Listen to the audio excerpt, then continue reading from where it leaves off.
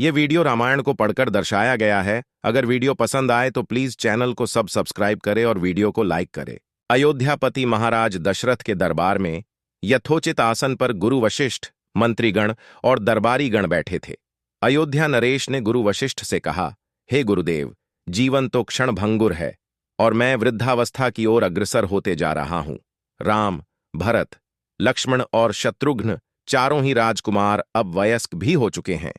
मेरी इच्छा है कि इस शरीर को त्यागने के पहले राजकुमारों का विवाह देख लूं।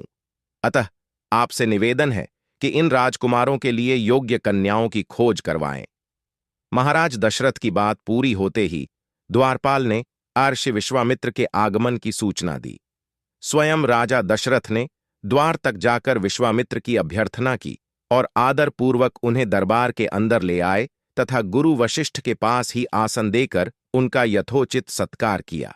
कुशल क्षेम पूछने के पश्चात राजा दशरथ ने विनम्र वाणी में महर्षि विश्वामित्र से कहा, हे मुनिश्रेष्ठ, आपके दर्शन से मैं कृतार्थ हुआ तथा आपके चरणों की पवित्र धूलि से यह राज दरबार और संपूर्ण अयोध्यापुरी धन्य हो गई।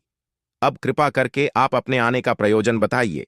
किसी भी प्रकार की आपकी सेवा करके मैं स्वयं को अत्यंत भाग्यशाली समझूंगा। राजा के विनयपूर्ण वचनों को सुनकर मुनि विश्वामित्र बोले, हे राजन, आपने अपने कुल की मर्यादा के अनुरूप ही वचन कहे हैं।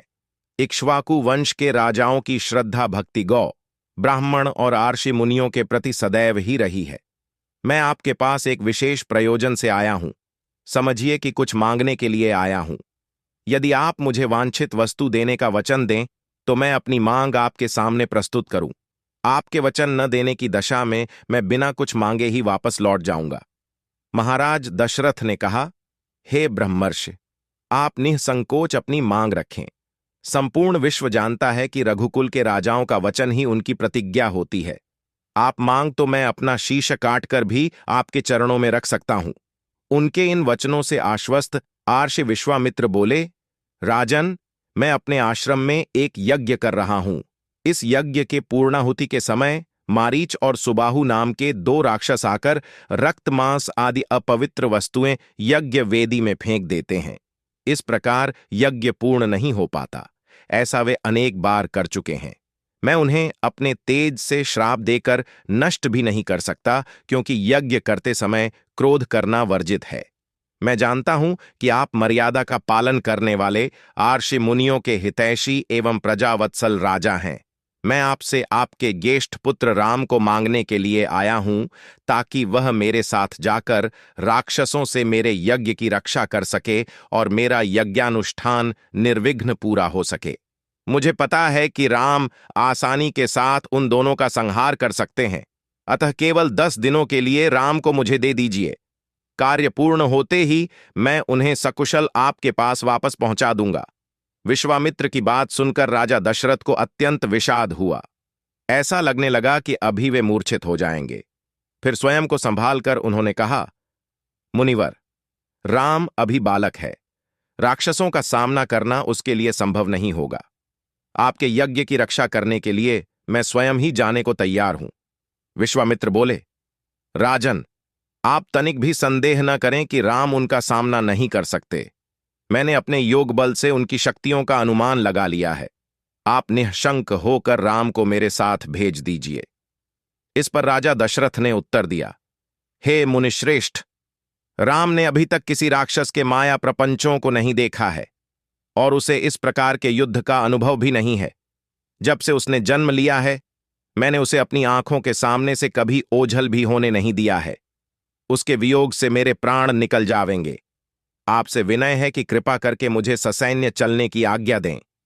पुत्र मोह से ग्रसित होकर राजा दशरथ को अपनी प्रतिज्ञा से विचलित होते देख महर्षि विश्वामित्र आवेश में आ गए। उन्होंने कहा, राजन, मैं नहीं जानता था कि रघुकुल में अब प्रतिज्ञा पालन करने की परंपरा समाप्त हो गई है। यदि जानता होता तो मैं कदापि नहीं आता। लो, मैं अब चला जाता हूं। बात समाप्त होते होते उनका मुख क्रोध से लाल हो गया। विश्वामित्र को इस प्रकार क्रुद्ध होते देखकर दरबारी एवं मंत्रीगण भयभीत हो गए और किसी प्रकार के अनिष्ट की कल्पना से वे कांप उठे। गुरु वशिष्ठ ने राजा को समझाया हे राजन, पुत्र के मोह में ग्रसित होकर रघुकुल की मर्यादा, प्रतिज्ञा पालन और सत्यनिष्ठा को कलंकित मत कीजिए। मैं आपको परामर्श देता हूं कि आप राम के बालक होने की बात को भूलकर एवं निःशंक होकर राम को मुनिराज के साथ भेज दीजिए। महामुनि अत्यंत विद्वान, नीति निपुण और अस्त्र शस्त्र के ज्ञाता हैं। मुनिवर के साथ जाने से राम का किसी प्रकार से भी अहित नहीं हो सकता, उल्टे वे इनके साथ रहकर शस्त्र और शास्त्र विद्याओं में अत्यधिक निपुण हो जाएंगे तथा उनका कल्याण ही होगा। गुरु वशिष्ठ के वचनों से आश्वस्त होकर राजा दशरथ ने राम को बुला भेजा। राम के साथ साथ लक्ष्मण भी वहां चले आए। राजा दशरथ ने राम को आर्षि विश्वामित्र के साथ जाने की आज्ञा दी। पिता की आज्ञा शिरोधार्य करके राम के मुनिवर के साथ जाने के लिए तैयार हो जाने पर लक्ष्मण ने भी आर्षि विश्वामित्र से साथ चलने के लिए प्रार्थना की और अपने पिता से भी राम के साथ जाने के लिए अनुमति मांगी। अनुमति मिल जाने पर राम और लक्ष्मण सभी गुरुजनों से आशीर्वाद लेकर आर्षि विश्वामित्र के साथ चल पड्डिए छे।